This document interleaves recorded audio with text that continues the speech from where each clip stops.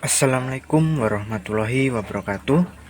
Selamat siang. Sebelumnya perkenalkan kami dari kelompok 4 mata kuliah Ekonometri 6C. Di sini kami akan menjelaskan mengenai materi regresi linier sederhana. Adapun anggota dari kelompok kami, pertama Mbak Mayang Riza Andini, 2 Sinta Dewi, ketiga Fendi, 4 Ananda Etis Etika, 5 Miftahul Saadah. Baik, langsung saja berikut adalah materinya. Baik, untuk yang pertama kita akan membahas mengenai konsep regresi linier sederhana.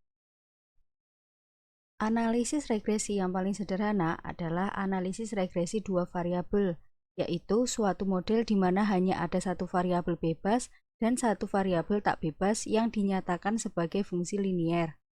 Analisis ini dibahas pertama kali dengan beberapa pertimbangan. Yang pertama, karena kepraktisannya.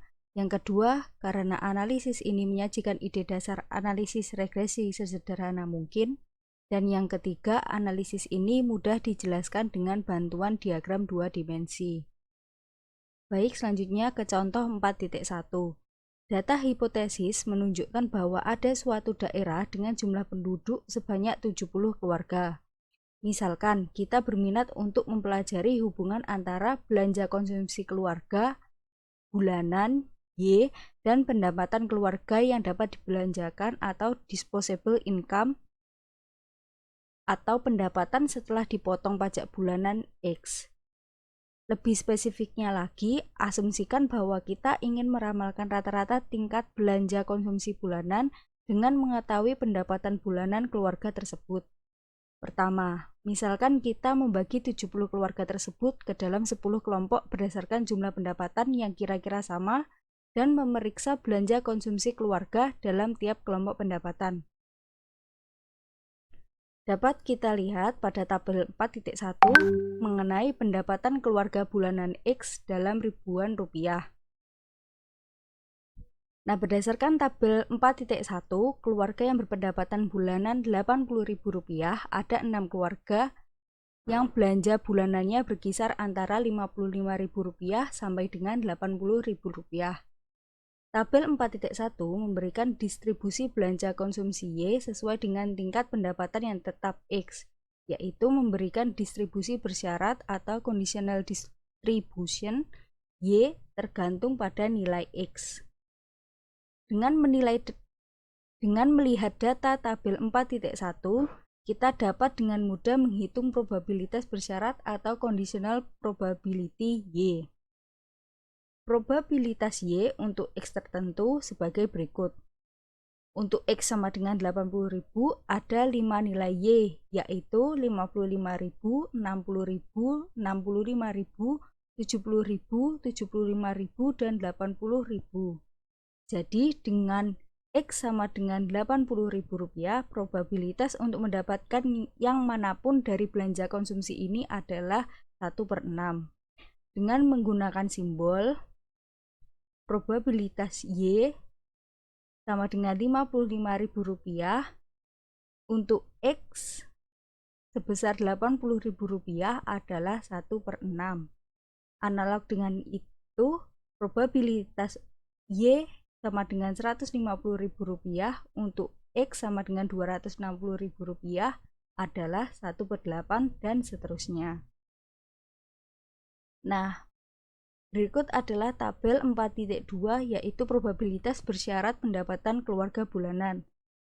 Dari tiap distribusi probabilitas bersyarat Y, kita dapat menghitung rata-rata hitung atau rata-ratanya yang dikenal sebagai rata-rata bersyarat atau harapan bersyarat yang dinyatakan dengan simbol E kurung buka Y per X kurung tutup, atau bisa kita baca sebagai nilai Y yang diharapkan untuk X tertentu. Selanjutnya perhatikan bahwa nilai yang diharapkan hanyalah suatu rata-rata hitung populasi atau nilai rata-rata. Untuk data hipotesis, harapan bersyarat ini dapat dihitung dengan mudah dengan mengalihkan nilai Y yang relevan dari tabel dengan probabilitas bersyaratnya dan menjumlahkan hasil pekaryan tadi.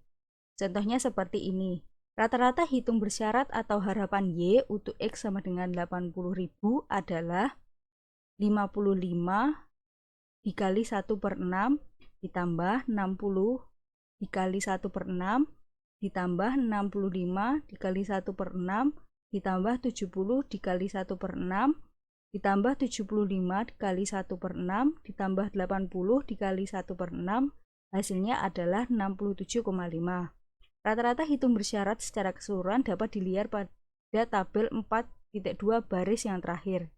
Ini ya, pada baris terakhir. Data pada tabel 4.1 dan penjelasannya dapat disajikan dalam diagram mencar. Nah, diagram mencar sendiri dapat kita lihat pada gambar titik 1. Diagram mencar menunjukkan distribusi bersyarat Y yang berhubungan dengan nilai X. Meskipun ada variasi dalam belanja konsumsi perorangan, gambar 4.1 menunjukkan bahwa belanja konsumsi secara rata-rata meningkat bersama dengan peningkatan pendapatan.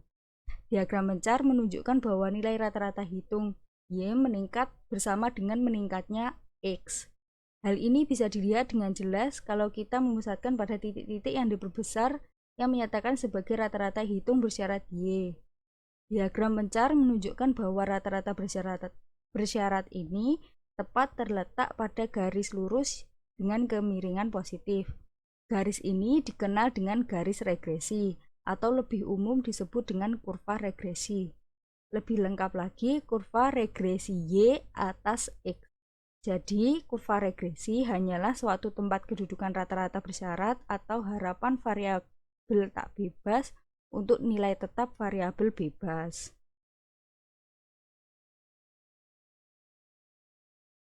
Saya akan menjelaskan poin B, yaitu konsep fungsi regresi populasi. Untuk setiap rata-rata yang bersyarat E, Y per X merupakan fungsi dari XI. Dengan menggunakan simbol yang tertulis dalam video, E sama dengan Y per X sama dengan fungsi XI.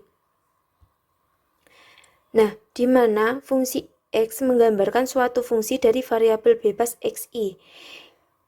E sama dengan Y per X sama dengan fungsi XI dikenal sebagai fungsi regresi populasi atau population regression function, atau disebut juga regresi populasi.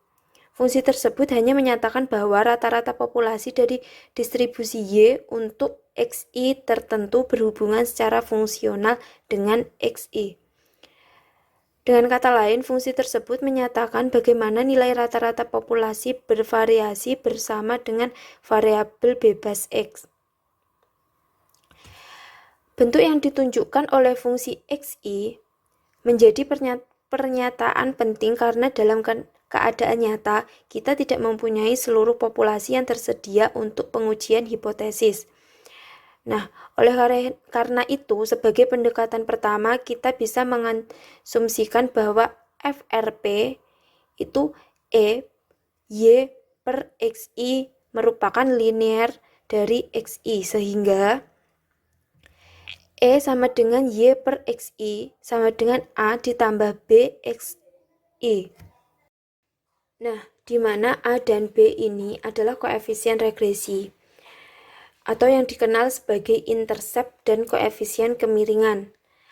Pada persamaan E sama dengan Y XI sama dengan A ditambah B XI sendiri dikenal sebagai fungsi regresi populasi linear. Nah, dalam referensi lain menyebutkan sebagai model regresi populasi linear atau persamaan regresi populasi linear. Dalam hal ini, istilah regresi, persamaan regresi, dan model regresi akan digunakan dengan arti yang sama. Dalam analisis regresi, kita tertarik untuk menduga regresi populasi, yaitu menduga nilai konstanta A dan koefisien B yang diketahui atas dasar pengamatan terhadap Y dan X. Nah, sekian penjelasan mengenai konsep fungsi regresi populasi.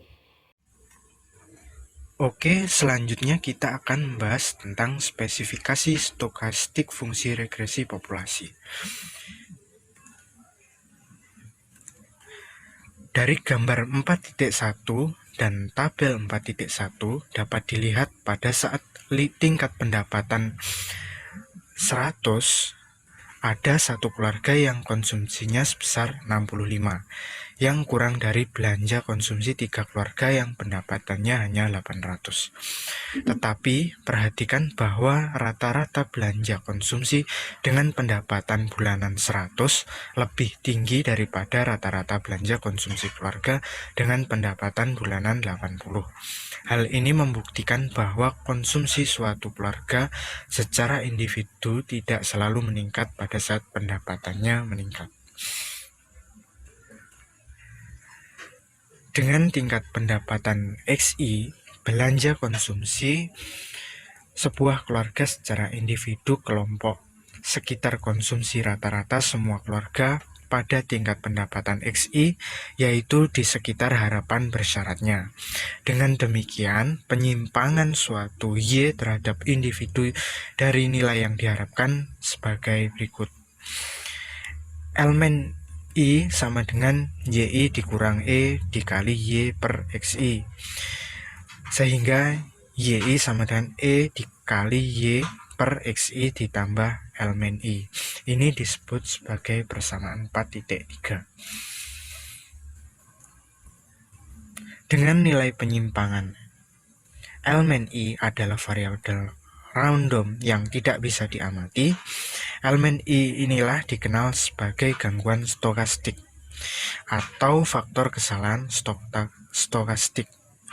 Jika E kali Y per YI diasumsikan linear ke dalam XI seperti persamaan 4.2, maka persamaan 4.1 dapat ditulis sebagai YI sama dengan E dikali Y per XI plus elemen I, sehingga A plus BXI plus elemen I ini sebagai persamaan 4.4.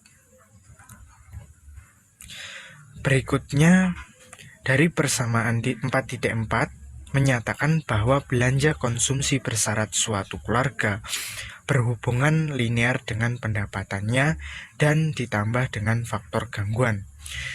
Maka dari itu belanja konsumsi secara individu untuk X80 dapat dinyatakan sebagai berikut.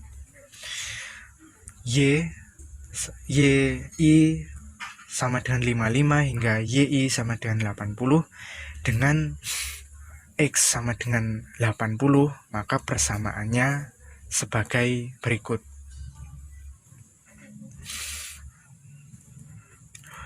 Untuk berikutnya adalah fungsi regresi sampel. Fungsi regresi populasi merupakan suatu fungsi regresi yang sebenarnya. Fungsi regresi sampel ini digunakan untuk meramalkan Y jika variabel bebasnya sudah diketahui.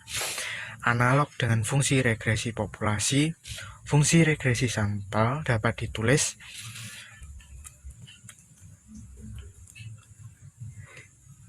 YI sama dengan A plus BXI dengan topi sebagai head atau cap atau topi, dan Y topi I sebagai penduga atau estimator dengan rumus E sama dengan rumus E kali Y per XI, dan A sebagai penduga A dan B sebagai penduga B. Berikutnya, angka yang diperoleh oleh penduga dalam suatu penerapan dikenal sebagai dugaan atau estimator. Sedangkan fungsi regresi sampel dalam bentuk stokastik dapat ditulis sebagai Y topi I sama dengan A plus BXI plus EI. Dengan demikian, dapat disimpulkan bahwa tujuan utama dalam analisis regresi ini adalah untuk menduga fungsi regresi populasi atas dasar fungsi regresi sampel. Yang selanjutnya yaitu arti istilah linear. Regresi dapat bersifat linear dan non-linear. Istilah linear dapat ditafsirkan dengan dua cara yang berbeda, antara lain yang pertama yaitu linearitas dalam variabel. Artinya bahwa harapan bersyarat atau conditional expectation dari Y adalah fungsi linear dari XI seperti dalam persamaan E Y per XI sama dengan A ditambah BX. Suatu fungsi Y sama dengan Fx dikatakan linear dalam X jika X tampak hanya dengan pangkat 1. Yang kedua yaitu linearitas dalam parameter. Artinya bahwa harapan bersyarat atau conditional expectation dari Y per XI adalah fungsi linear dari parameter B. Fungsi tadi mungkin linear atau tidak linear dalam variabel E. Dari dua penafsiran ini dapat disimpulkan bahwa linearitas dalam parameter adalah relevan untuk pengembangan teori regresi. Jadi istilah regresi linear akan selalu berarti suatu regresi yang linear dalam parameter B. Meskipun regresi tersebut mungkin linear atau tidak linear dalam variabel bebas X. Kemudian sifat linearitas didasarkan pada beberapa alasan. Yang pertama ada banyak fenomena ekonomi yang pada dasarnya dapat diestimasi secara linear. Yang kedua, banyak model nonlinear yang dapat ditransformasikan ke dalam model linear. Yang ketiga, fungsi linear dapat digunakan untuk mengaproksimasi persamaan linear dengan menggunakan teknik tertentu. Nomor 4, meskipun persamaannya bersifat nonlinear selama parameternya masih linear, maka dapat diestimasi dengan model ekonometrika. Yang selanjutnya ada sifat dasar gangguan stokastik. Faktor gangguan EI adalah pengganti dari semua variabel yang tidak diikutsertakan dengan model, tetapi secara bersama-sama mempengaruhi Y. Mengapa tidak memasukkan variabel ini ke dalam model secara eksplisit? Alasannya sebagai berikut. Alasan yang pertama yaitu karena teori, kita tidak mengetahui ataupun tidak yakin mengenai variabel yang mempengaruhi Y. Jadi EI bisa digunakan sebagai pengganti untuk variabel yang tidak dimasukkan ke dalam model regresi. Yang kedua, jika tahu variabel yang dapat dimasukkan dalam model dan karenanya kita mempertimbangkan untuk menggunakan model regresi berganda, mungkin saja kita tidak mempunyai informasi kuantitatif mengenai variabel-variabel tersebut. Yang ketiga, karena pengaruh variabel-variabel yang sedemikian kecilnya, sehingga dari kepraktisan dan biaya tidak ada manfaat untuk memasukkan variabel tadi ke dalam model secara eksplisit. Yang keempat, andai kita berhasil memasukkan semua variabel yang relevan dalam model, ada sesuatu yang hakiki dalam individual Y yang tidak dapat dijelaskan. Yang kelima, akhirnya kita ingin mengusahakan agar model regresi kita sesederhana mungkin. Metode penaksiran. Dalam regresi, yang pertama kali harus dilakukan yaitu menduga fungsi regresi populasi atas dasar fungsi regresi sampel seakurat mungkin. Terdapat 3 metode penyusunan FRS. Yang pertama, metode momen. Metode ini merupakan metode penaksiran tertua. Prinsip kerjanya untuk menaksir momen distribusi tertentu harus digunakan momen sampel yang seimbang. Cara yang digunakan relatif sederhana, akan tetapi sulit untuk menaksir model-model yang kompleks. Yang kedua, metode kemungkinan maksimum. Tujuan dari metode ini yaitu untuk menduga vektor parameter. Metode ini bertitik tolak pada gagasan yang sederhana. Akan tetapi, metode ini tergolong lebih rumit dibandingkan dengan metode kuadrat terkecil. Yang ketiga, metode kuadrat terkecil biasa. Metode ini merupakan metode yang relatif mudah, paling luas, serta populer digunakan. Untuk lebih lanjut, metode ini akan dibahas di bab selanjutnya.